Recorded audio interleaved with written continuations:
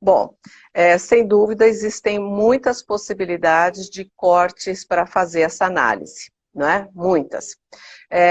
Para a gente tentar ter alguma objetividade e começar com uma ideia de síntese, no Brasil nós não estamos acostumados a refletir nas cidades como um produto de escolha política.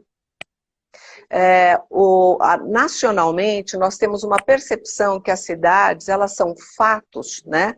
Elas são espaços de ambiência, de convivência, como se fosse um crescimento natural. Como uma planta cresce, uma cidade cresce.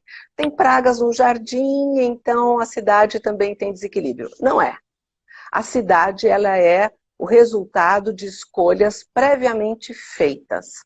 E é muito duro a gente enxergar isso, porque, na verdade, nós temos cidades desestruturadas, desordenadas, com profundos desequilíbrios. E isso não é algo que aconteça de maneira aleatória. São escolhas. Eu não estou dizendo que há uma escolha que as pessoas sofram, mas há uma escolha em que só alguns ganham. E estes desequilíbrios, eles, na verdade, foram colocados à luz agora, nessa situação de pandemia, em que se mostra todo esse profundo desequilíbrio que sempre existiu e que vai sendo agravado conforme o processo de adensamento urbano, metropolização, ele vai acontecendo. Então, o poder público, ele nunca assumiu no país o papel de gestor das áreas urbanas.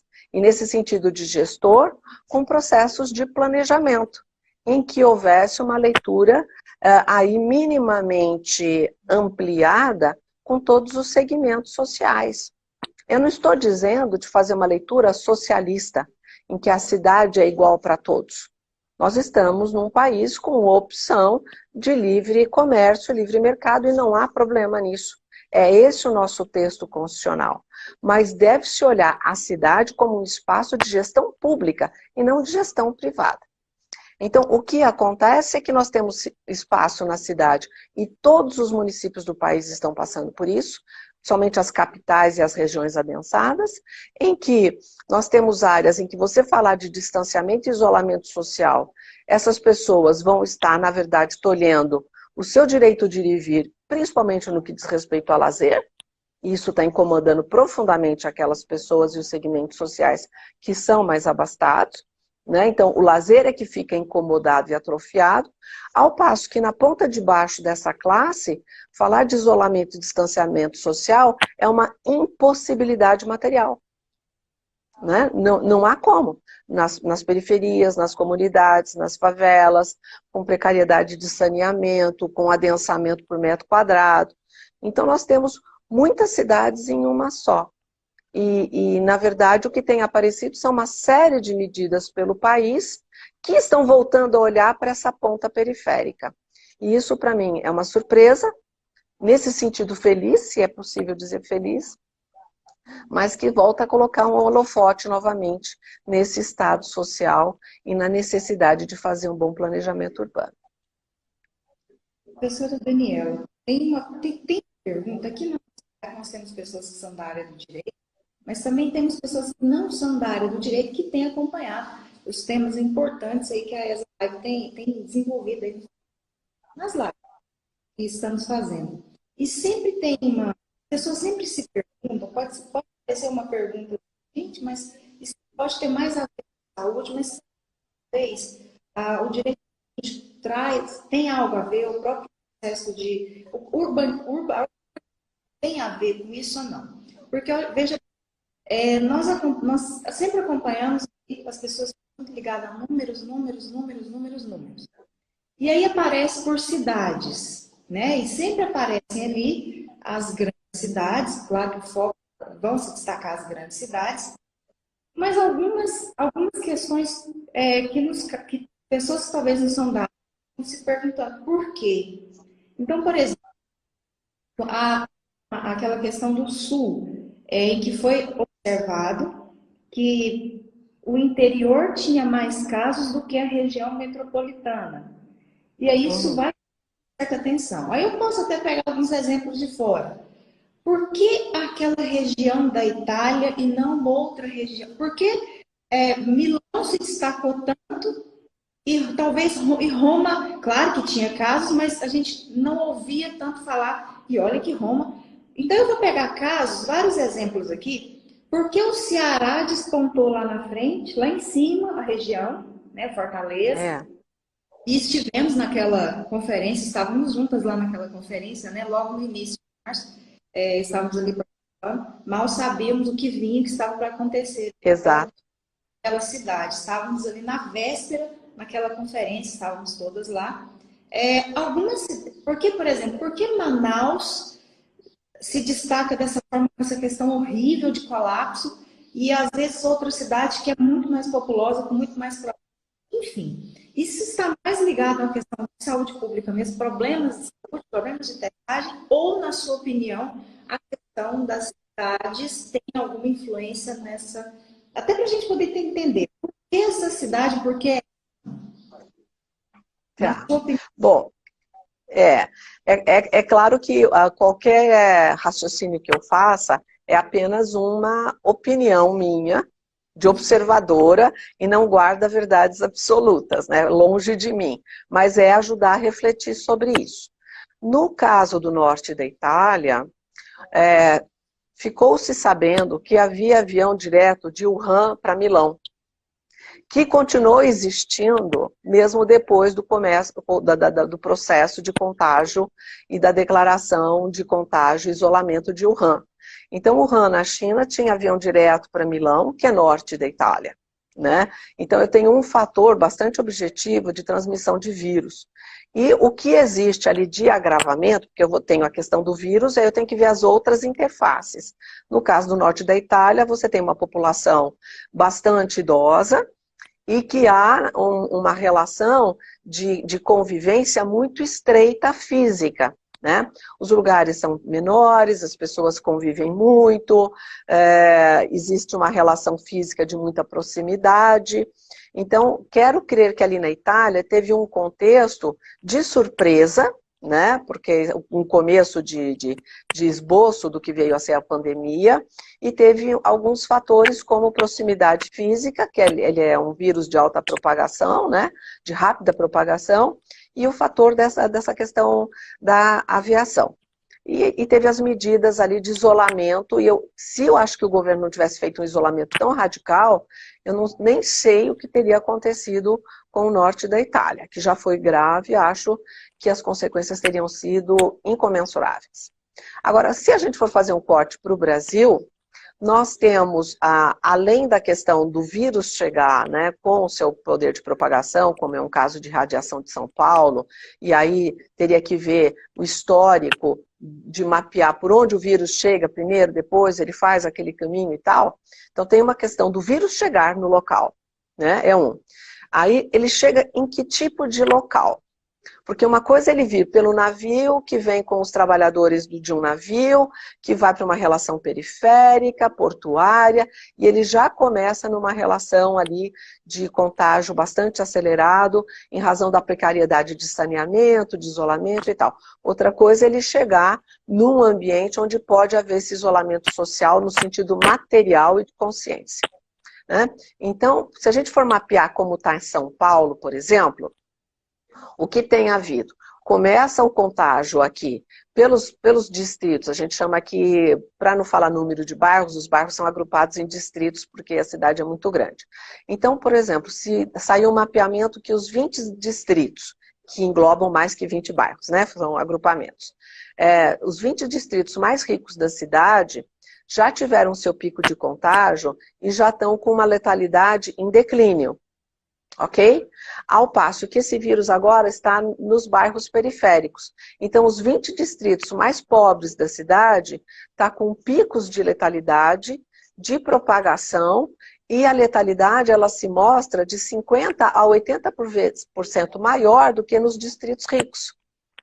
Então aí eu tenho um elemento que não tem a ver com o vírus exatamente, mas sim é como tratar a abordagem ali daquele ambiente na medida em que eu tenho o vírus naquele espaço. E tem a ver com o saneamento, com a precariedade, a possibilidade de atendimento rápido, o isolamento social e todos esses alertas que têm acontecido. Então, a questão que você me traz, e aí tem essa situação que eu acho a atuação do poder público de maneira muito imediata, né? Mas fazendo esclarecimentos importantes. Não é só uma relação de comando e controle, não é só a autoridade fazer, é mostrar para o cidadão que efetivamente todo isso, e explica como é que isso é feito, né? E que resultados têm se conseguido. Então, eu acho que tem uma questão de uma atuação da autoridade. O atendimento à população periférica, e aí, por fim, uma outra questão que você trouxe, que é lá no Sul, que já tem havido um tratamento diferenciado, e dentro do Estado poder ter um tratamento diferenciado, aí que eu falo do Estado gestor. Ora, os estados do Centro-Oeste, eles não estão tão atingidos como outros estados, vamos dizer, litorâneos. Porque todos os outros estados, eles são litorâneos, os que estão com situações graves, né? Então, por que não, desde o começo, esses governadores, né, não fazem uma atuação já mapeada a dizer a capital ela vai ter um atendimento tal, mas nos municípios em que não há nenhum caso, vamos fazer medidas de contenção, mas não de radicalização. Porque a população fica sem saber o que está acontecendo. Em municípios, que vamos pensar, de 20 a 50 mil habitantes, tem um caso de morte, tem 10 contaminados que estão lá num determinado hospital. Por que o comércio inteiro vai fechar? Olha, eu atuo com uma questão de gestão pública, para mim interesse público está sobre o privado, mas há que haver razoabilidade e proporcionalidade. Então, pegou todo mundo, vamos falar uma expressão informal, de calças curtas? Pegou, mas isso só demonstra a dificuldade do nosso Estado como um todo, ser Estado gestor, planificador e de conseguir conversar nas 3 instâncias federativas. Não há essa habitualidade. Na hora de uma situação dramática, não se tem os caminhos costurados para que essas conversas aconteçam. Acaba entrando numa questão da própria efetividade do direito urbanístico perante os 3 poderes, né? Exatamente, exatamente. Que são estruturas de Estado social, né, de compartilhamentos de dados, né, de saber qual é a competência que se exerce de cada um. Então, o Estado Nacional, né, o governo federal, ele tem um viés de dar as diretrizes, as ordenações básicas, os parâmetros, a informação, de ter estruturas, de fazer a interlocução internacional. Ele tem um papel muito claro, não é? O Estado membro, ele tem esse papel de fazer articulação dentro do seu território. Mas não dá para tratar o território como um só, porque o território não é um só, não tem uma só realidade. Né? Mesmo os estados menores do país, eles não têm uma realidade. Por exemplo, a realidade de uma capital de estado, mesmo num estado como Sergipe ou Acre, estados menores, né, de território, a realidade da capital não é a realidade do interior. Na relação pandêmica, igualmente. Não é? Então, ter medidas tão drásticas é um desserviço, porque cansa a população. A população vai vendo os seus recursos minguarem, vão se endividando, aí não entendem o que está acontecendo. Então, quando nós falamos da questão do direito urbanístico e ele atuar, né, ele atua em 4 eixos, essencialmente, que são as funções da cidade. A moradia, o trabalho, o lazer e a circulação. Então, esses eixos estratégicos, eles podem ser trabalhados de maneira distinta em razão das coisas como estão. Então, eu faço um atingimento maior na questão da mobilidade urbana, que é um dos eixos que efetivamente foi muito atingido, muito bem, mas eu tenho que ter uma percepção se isso vai ser entre municípios. Então, às vezes é muito melhor que um município, ele por si, fique isolado, só sendo abastecido, e não poder ter entra e sai, mas ali dentro dele, ele está funcionando no seu comércio, na sua circulação interna, tendo uma vida minimamente razoável, do que dizer, fechem todo mundo a porta, fique dentro das suas casas, porque o vírus está a 500 quilômetros de distância, e vai que chega aqui. Enquanto isso, as pessoas estão ali no seu processo, no seu perfil social e psicológico, com seus problemas. Então, a competência urbanística que ela tem, né, nacional, estadual e local, ela, bem articulada, ela funciona muitíssimo para poder ajudar a atuar nesse processo que é dramático para todo mundo, né? E muito se fala de competência, repartição de competências sobre saúde, mas também temos que falar dessa repartição de competências em relação à questão da política, né? E só se fala a questão do município tomar decisões, do Estado tomar decisões, não, quem que vai prevalecer, mas pouco tem se falado da competência urbanística, né? E as decisões mais graves, elas são na seara urbanística. Então, quando fala reduz o volume de transporte público, o que é isso? Quando fala de rodízio, não é? Quando fala que justamente não pode haver deslocamento de um município para outro, como já está acontecendo em vários lugares. Ou quando que aconteceu já em várias situações, a suspensão das reintegrações, principalmente em ambiente de coletividade, de comunidade, não é?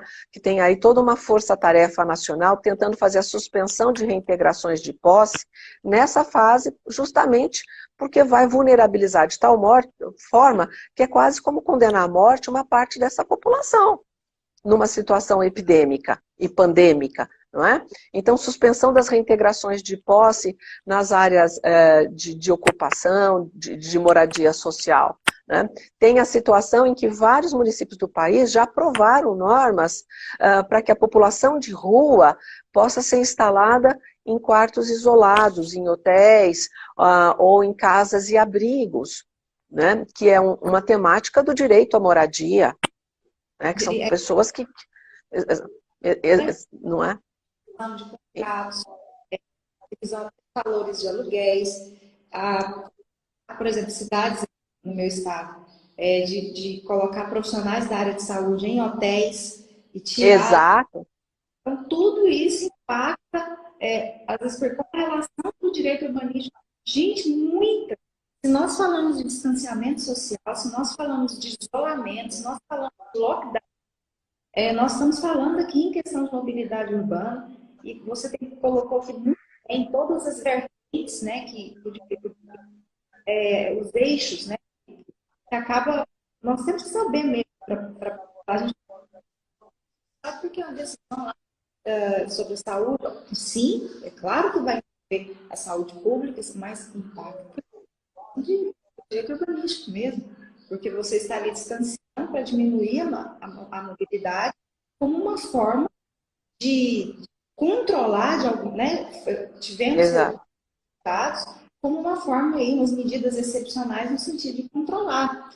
Alguns governantes têm feito antecipar feriados, e essas antecipações de feriados com o objetivo de manter mesmo aí as pessoas mais dentro de casa para evitar essas aglomerações e ter algum resultado aí em relação em termos falando, né, de números. Infelizmente a gente fala em números, mas de vidas mesmo, pessoas que estão se infectando. Enfim, é uma questão extremamente complicada. Mas você tocou num ponto, professora Daniela, interessante, porque o que acontece na cidade não fica apenas na cidade. Então, às vezes, uma decisão tomada ali na cidade vai impactar realmente ali, talvez naquela, não tão longe, mas talvez naquela vizinha. Então, por exemplo, o que acontece na Goiânia vai impactar na cidade de Anápolis, vai impactar em Aparecida de Goiânia. E nas cidades que acontecem em São Paulo vai causar um certo impacto. Sim. Enfim, vamos falar um pouquinho do efeito econômico em cascata. Porque se você toma... na sua opinião, um maior planejamento urbano regional, o que pode ter opinião sobre isso? Sobre esse efeito econômico, medidas que a cidade é possível que a cidade mantenha suas lógicas nesse momento ou vai ter algo aí que pode ir cascata? Sua opinião? Bom, vamos tirar um coelho da cartola, né? Eu sou muito favorável ao estímulo da microeconomia, tá? Eu acho que essa é uma desatenção nacional. Então, o que significa isso? É observar o pequeno produtor daquele município, né? Tantas pessoas que têm trabalhos dito informais, mas que na verdade são os produtores dos seus serviços. Se eu estou falando de uma manicure, uma fazedora de bolo, um passeador de cachorro, limpador da piscina, o que lava carros, desde trabalhos assim, não é? Ou trabalhos de manutenção de computador, enfim, de qualquer outra coisa, atividade doméstica, de escritórios e também de alimentação, de fornecer marmitas e receitas, enfim. Então, há todo um estímulo possível de ser feito na microeconomia, né? Na verdade, em que se consiga fazer isso, e pode haver esses estímulos com estruturas de multiuso para as residências. Então, por exemplo, existem lugares em que não se aceita que a moradia também possa ser o lugar de prestação de serviços, ok? Isso inviabiliza uma série de coisas.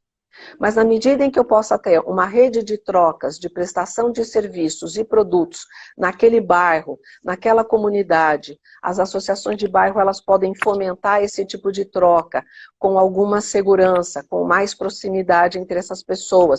E a proximidade não necessariamente é física, mas é na relação de confiança. Isso pode ser uma sinergia importante para segurar essa situação. Então, eu estou falando da relação de microeconomia, mais do que as grandes tacadas de não sei quanto, que vem de não sei da onde, que fica, na verdade, na absoluta ausência de controle e de vontade para quem é prefeito, para quem é secretário, para quem é vereador, para quem tem alguma função de liderança no município, né? Esses grandes volumes de dinheiros que aparecem, mas que chegam na ponta de uma maneira tão singela, né? Então, eu acho que o estímulo à microeconomia, e além da questão do estímulo à microeconomia, algumas medidas já estão sendo feitas da pandemia com relação a essas questões. Por exemplo, isenção tarifária de água, né, de energia, reconversar sobre as questões de IPTU, né, não só no adiamento de pagamento, mas resolver um pouco a questão das inadimplências, com ausências de multas ou até isenção, alastrando o espectro daqueles que são isentos de IPTU. Então, essas conversas também tarifárias e também no aspecto da tributação, daquilo que é um locus municipal, de competência municipal, ou de fazer associação com as agências de água e de energia, também são fundamentais, porque é o local de trabalho e de moradia. Eu não estou falando das grandes empresas, as grandes empresas têm um poder de negociação maior, né? Mas eu estou falando da microeconomia. Então eu reforço, eu acho que olhar para a microeconomia, para o cidadão, ou para a MEI, ou para o informal, para o ambulante, é um olhar que deve ser feito para, na verdade, ter um lastro mínimo e também fazer com que possa emergir daí uma nova possibilidade de economia saudável, né? Então eu acho que esse é o ponto em que a gente deveria conversar. Extremamente importante mesmo essa reflexão, esse posicionamento. Parabéns, professora Daniela. Poderia esperar diferente vindo de você. Imagina. Olha só, uma questão que chama muita atenção também nas cidades, né? A disseminação do coronavírus nos centros urbanos mais conectados levou algumas questões sobre densidade saudável. E eu vou fazer uma pergunta daqui a pouco, porque ficamos humanos demais, só para fazer uma observação em relação a parques. Nos momentos desde as cidades que fizeram, claro que no lockdown nem tanto, mas um isolamento mais ali forte, em alguns locais um distanciamento social leve, nós vimos que as pessoas insistiam em ir, e até nos locais havia algumas permissões, alguns horários, por exemplo, em algumas cidades. Eu conversava com uma colega que mora em torno de 30 minutos por dia, eles poderiam ir para parques e voltar. Tinha uma fiscalização. A figura dos parques apareceu no noticiário. Pessoas ali ficavam, mas em alguns momentos elas iam para os parques de forma um pouco de saúde mental mesmo, nesse momento de crise. Então, pelo menos enquanto as coisas estavam em circulação, os parques urbanos tivemos um aumento de circulação. E vimos pessoas ali serem multadas em algumas cidades, igual um tiro. Na sua opinião, como a cidade deve ser, ou fazendo essas observações nesse momento de crise, vai impactar em como as cidades devem ser construídas, pensando em resolver melhor a cultura, porque crise sempre acontece. Nós estamos em uma, ela vai em um momento, o problema é que a gente não sabe é quando, mas controlado. E outras podem, considerando as do meio ambiente na questão urbanística. Mas você acha como que as cidades vai ter um impacto em repensar na organização das cidades, responder futuramente a novas crises e até levando em conta alguns comportamentos relutavam aí para o parque ali e ficar aquele momento. A importância da cidade. Bom, a questão das cidades saudáveis, ela é um desafio de cada local, né? É claro que existem os parâmetros, vamos dizer, da Organização Mundial da Saúde, parâmetros sanitários para dizer o que é ou o que não é saúde. Mas uma cidade saudável, ela é também composta de pessoas que são psicologicamente saudáveis e não só fisicamente saudáveis, né? E psicologicamente saudáveis significa bem-estar, significa qualidade de vida, né? Então, o que acontece nessas últimas poucas décadas é que houve uma verdadeira desconfiguração da identidade das cidades. E isso é muito sério. Então, se a gente for pensar, mesmo no caso do Brasil, que as cidades não foram planejadas e tudo mais, aqueles que faziam as intervenções de crescimento urbano e de planejamento, se a gente for datar aí até a primeira metade do século XX, meados do século XX, acho que toda cidade que já tem essa data, que já tem várias décadas e tal, aqui no Brasil, tinha algum lugar como um belvedere, uma avenida que terminava numa praça, se tem um lugar mais alto, um lugar para ter vistas da cidade, né?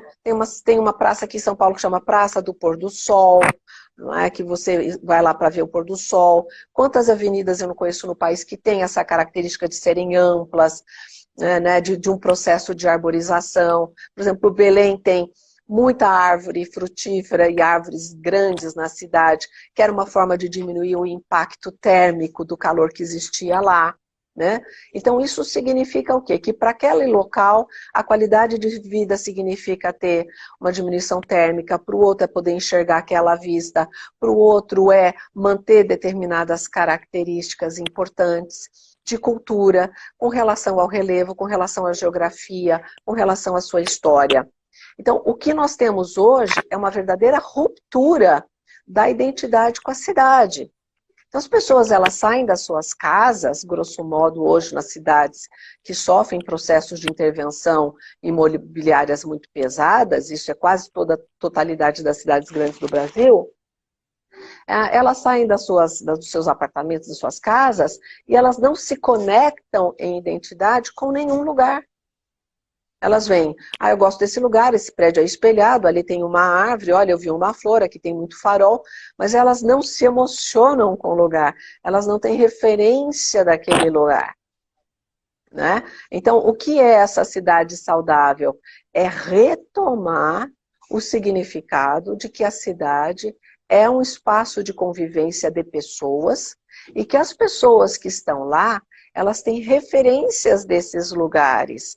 Eu não estou falando em congelar espaços. Eu estou falando que as pessoas elas devem escolher, por meio dos processos de gestão democrática, elas devem escolher elementos e significações que são importantes. Isso deve, de volta, ser trazido.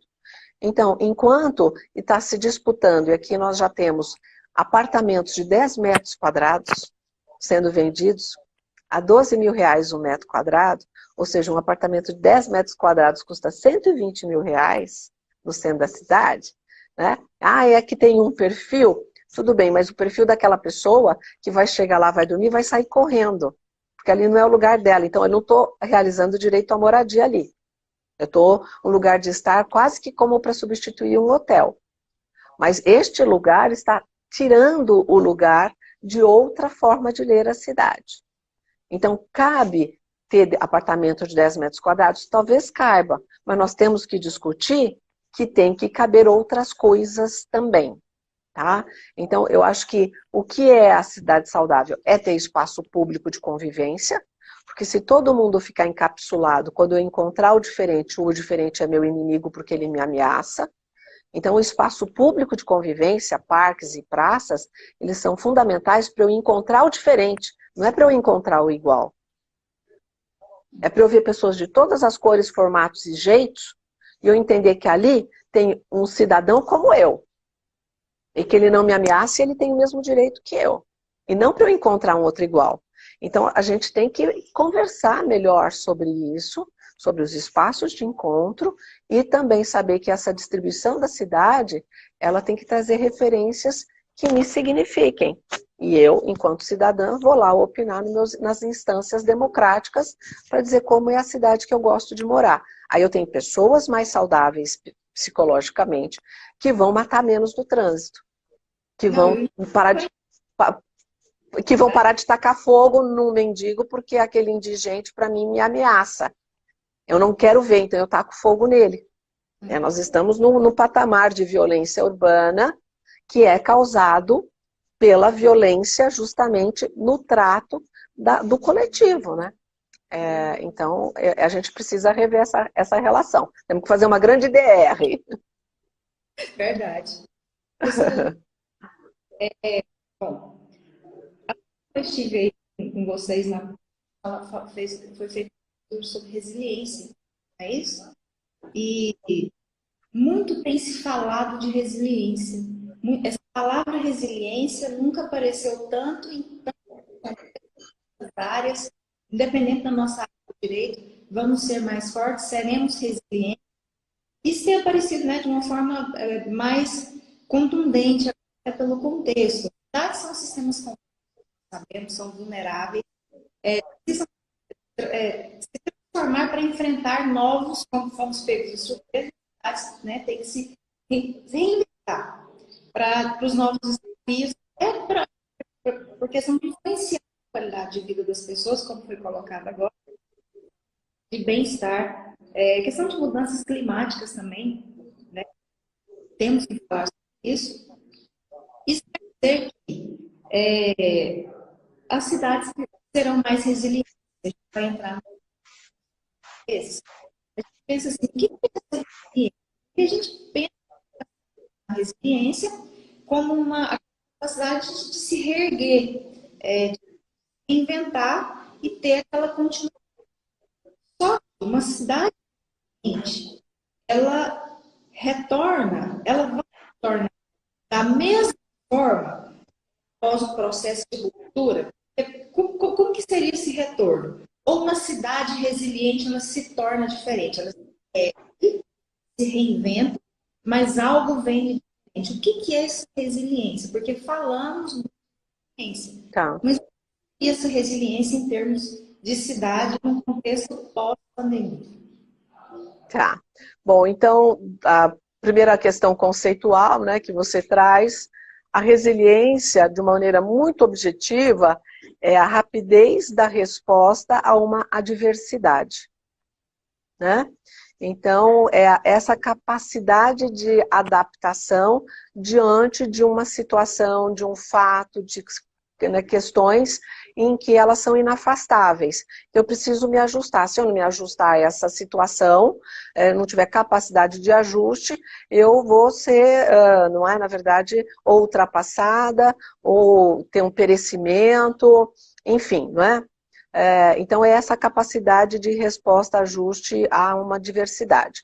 E gostaria de fazer a seguinte ponderação. Há um contingente de pensadores, e aí mais no plano internacional, que olha de forma muito crítica a questão da resiliência.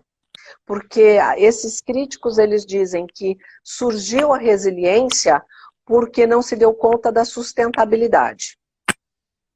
Então, a resiliência, ela aparece como uma resposta ao falecimento, né, justamente da tentativa da sustentabilidade. Então, tem uma linha que é importante só pontuar, que é crítica a isso.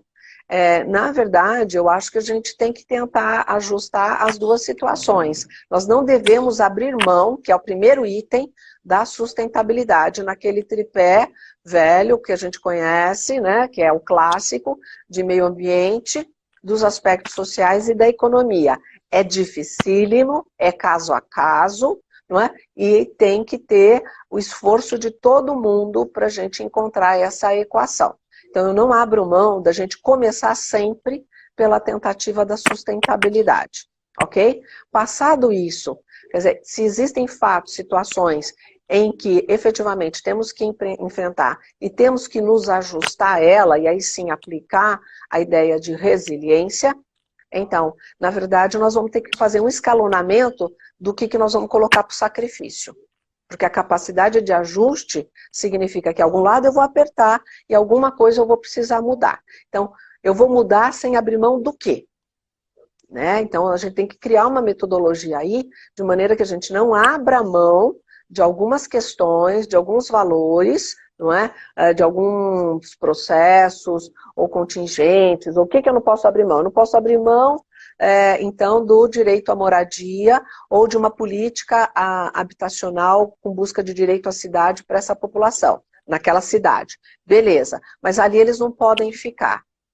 Ali não podem ficar, porque esse modelo que foi construído de prédios para esse conjunto habitacional é absolutamente sustentável. Foi um erro. Nós precisamos nos adaptar porque o modelo efetivamente é outro.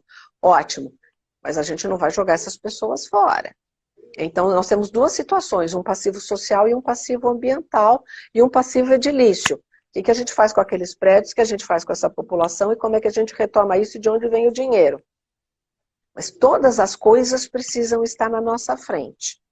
Então a gente precisa enfrentar essas adaptações dessa maneira. Então se eu tenho mananciais, se eu tenho uma questão de abastecimento de água, né, nós temos que enfrentar o que nós vamos fazer com essa situação. Nós vamos melhorar a legislação urbanística, por exemplo, de planejamento urbano, a dar não só proibir que hajam áreas com impermeabilização total, ou seja, tudo acimentado, tudo asfaltado, né, que é um verdadeiro dano a uma cidade, você ter áreas totalmente impermeabilizadas, mas eu posso criar estímulos positivos com isenção ou redução de IPTU, se eu tiver X tanto de área verde para eu ter permeabilização. Eu abro mão da minha receita, mas eu vou ter equilíbrio térmico. Nós tivemos áreas aqui constatadas em São Paulo, eu falo São Paulo porque é uma cidade do tamanho de um país, né, quase. Então nós tivemos áreas aqui na região no extremo da Zona Leste, em que houve alteração de microclima local. Naquele local tinha em geral 3 graus a mais do que o restante da cidade.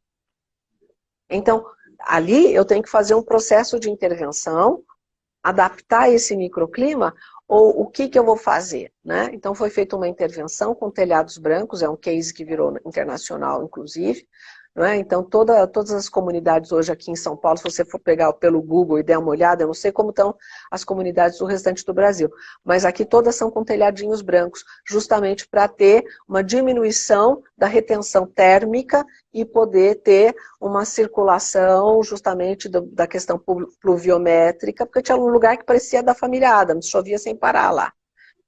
né? Telhados escuros, retos, e chuvas, e chuvas, e chuvas, e aquecimento inundável, aquecimento inundável.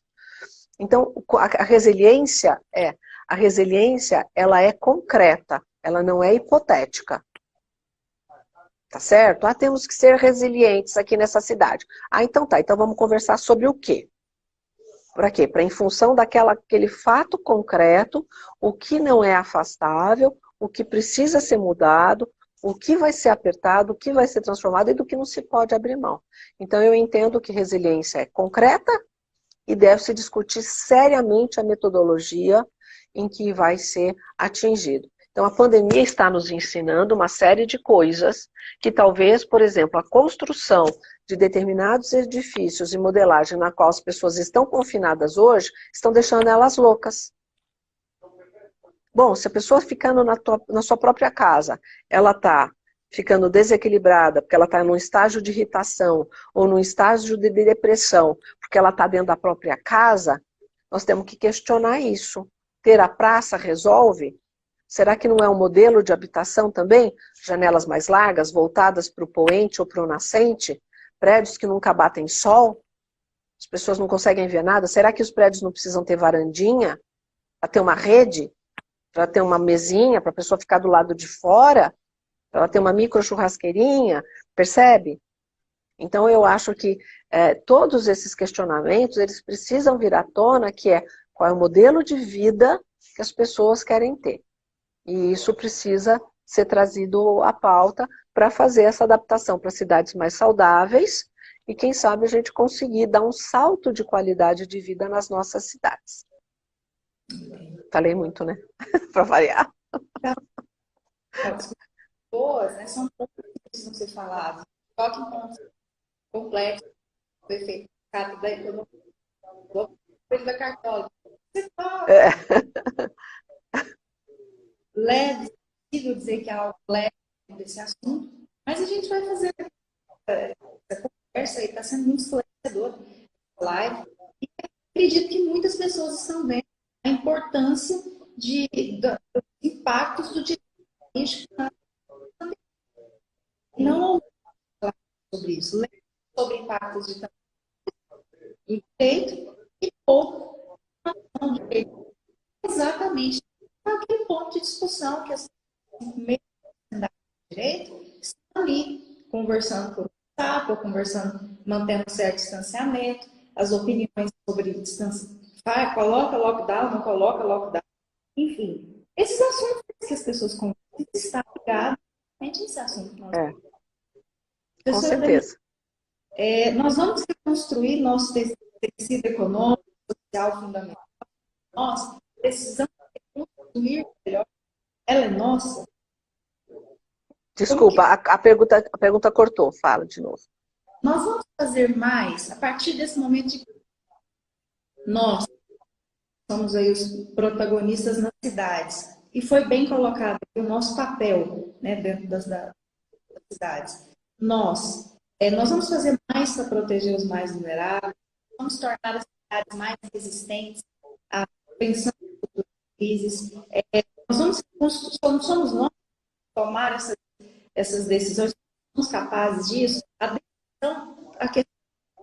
decisão de reconstruir melhor, ela é nossa. Ela e nós precisamos nos capacitar para isso. Tá certo?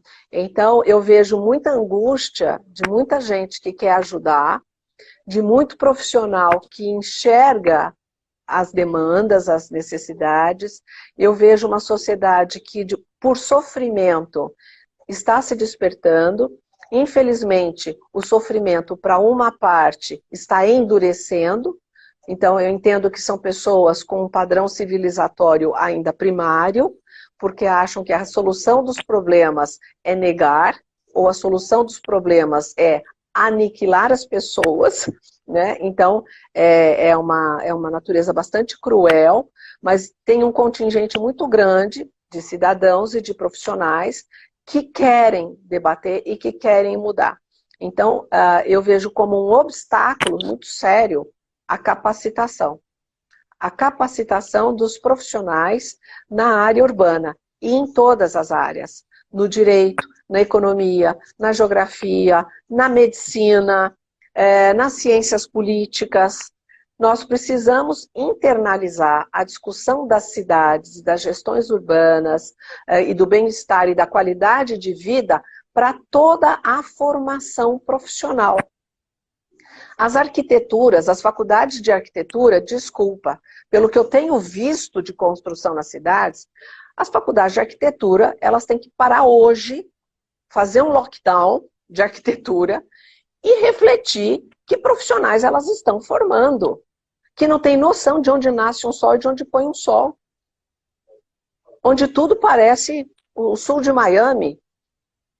É o nosso ápice da vontade nacional, né? Ter um prédio neoclássico, que ninguém sabe que raio é isso, né? Com um bando de coisa dourada, com mármore que quebra a perna, com prédios de escritório espelhados num país tropical para você não ter sustentação aérea, térmica mínima. Nós esquecemos tudo isso. A quem se presta isso? Com certeza não é a qualidade de vida, não é o custo, porque tudo isso custa muito caro. Então as faculdades de arquitetura precisam voltar a ser urbanistas. É de arquitetura e urbanismo? Cadê o urbanismo dessa arquitetura?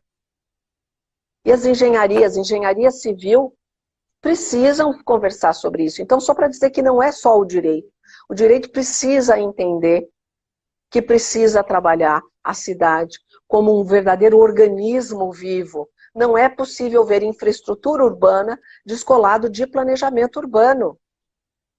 Como é que eu planejo avanço de uma cidade, crio bairros novos, se eu não crio essa infraestrutura, eu não sei quem vai morar lá. Né? E como é que eu tenho os recursos hídricos? Então tem bairros que são criados e que não se sabe de onde vai vir a água. E não se sabe qual é o potencial energético que vai ter ali e como é que essas pessoas vão chegar. Então, assim, é um convite e uma provocação que eu faço. Né? Nós somos possíveis? Sim. Cabe a nós? Cabe. Mas é absolutamente fundamental, não é, que a formação profissional em todos os segmentos comecem a discutir cidades. E eu não estou falando para discutir a cidade que eu quero, que a Daniela quer. Estou falando para esse assunto vir para a pauta, para esse assunto vir para a mesa, né, e que todo mundo converse. E que se vá chegando com dificuldades, com diferenças, mas que se debata e que se possa chegar a um novo desenho. Do jeito que está, é insustentável. Nós somos reféns de um padrão absolutamente sustentável. Não damos mais conta de pagar as nossas contas. As cidades estão cada vez mais caras. O modelo é caro. Né? O secretário-geral da ONU, antigo, o Ban Ki-moon, num dos eventos que eu fui da ONU sobre da United Nations Habitat, né? A cada 2 anos eles fazem os eventos Habitat, ele provocou os urbanistas no mundo. A cidade ela tem que ser produtiva e não só ser artificial. Urbanistas, pelo amor de Deus, revejam o modelo de cidades. Então, acho que uma provocação aqui, meio que querendo direcionar para uma conclusão, é isso. Nós temos que rever o modelo de cidades. E as cidades que nós vivemos é escolha. É escolha de um modelo político-econômico. E se é escolha, nós podemos fazer intervenção nesse modelo. E esse modelo tem que comportar qualidade de vida. Esse modelo tem que comportar gostar de estar na cidade. Não é possível que a gente continue chegando em casa e queira ter janela anti-ruído e cortina blackout para eu negar a cidade. Que cidade é essa que eu moro que eu quero negar o tempo inteiro? Que eu quero andar de carro fechado, blindado, porque eu nego todo mundo que está à minha volta. Que tudo que está à minha volta me ameaça. E eu vou para o meu condomínio e fico em 4 paredes, só quero ver quem é igual a mim, porque eu quero negar todo mundo. É um mundo insustentável. Como um ponto interessante, eu li uma pesquisa sobre o direito à no campo das cidades. No estudo da cidade, o direito à felicidade a gente estuda em várias áreas. Nas cidades. Eu achei um estudo muito interessante. E eu iríamos finalizar com algo nesse sentido, com algo, a qualidade de vida das pessoas, nesse crise, é algo que das pessoas. Essa negação à cidade é muito grave, muito ruim. Muito, muito. E eu sei que nós finalizaríamos aí com esse ponto. O nosso horário, a gente já está partindo aqui para o final da live, e as falas de conclusão, fecha uma vez, gosto de evitar que essa situação é muito ruim. E eu vou finalizar a fala final aqui, agradecendo, e já passo a palavra para você também fazer a finalização. Bom, muito obrigada por você. Eu que agradeço. Diretor, que quando colocou no grupo, olha, quero fazer um tema de negócio. E tive a honra de participar de eventos com você, e admiro muito o seu trabalho. Obrigada. Pelas atividades que, né, estão feitas aí pela diretoria, coordenação de todo o sistema. Nós sempre registramos, captamos aqui uma frase muito importante sobre o tema da live, e você disse, né, vamos enviar para você depois, e você disse o seguinte: a decisão de construir melhor as cidades é realmente nossa. A resiliência deve ser concreta, não importa. Está aqui registrado, e a gente vai fazer aqui um movimento, a Artezinho vai te encaminhar em relação a essa frase que nos deixa. Bacana. Em relação a esse tema. Bom, eu já vou passar a palavra para você finalizar, e finalize, por favor, com a sua opinião e sua experiência, que podemos tirar da pandemia como lição para a gente poder mudar o pessoal, a velocidade, a partir do final, porque você só tem segundos. Tá bom. Bom, eu agradeço muitíssimo, é sempre um prazer estar com vocês em Goiás, povo que sempre me recebe tão bem, eu me sinto a verdadeira parceira de vocês. E eu acho que tudo isso que nós estamos assistindo da pandemia, ela pode fazer com que a gente saia dessa melhor e não pior. E eu acredito realmente nisso, eu tenho visto iniciativas maravilhosas, e eu acredito que nós podemos melhorar em muito a situação que vivemos.